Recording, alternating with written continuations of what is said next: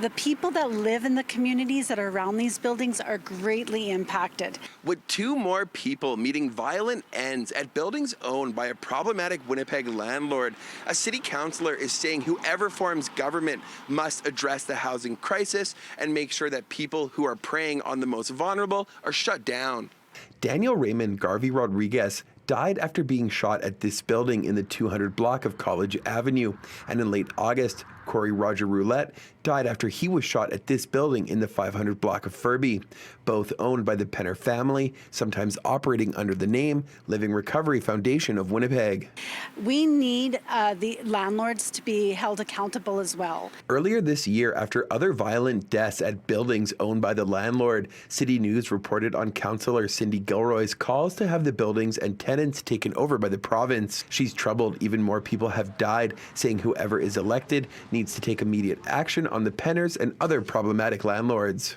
It's disturbing because I know that there is something we can do about it as governments. So I really want to encourage the leaders in this election to really look at what they can do through their provincial government to provide 24-hour support systems into these places that we know we have issues and we need wraparound supports. We could be saving lives. On Thursday, PC Party leader Heather Stephenson was asked how her party would deal with problematic landlords and said if re-elected, her party would work with both law enforcement and community groups to address the issue, calling it a, quote, very important matter.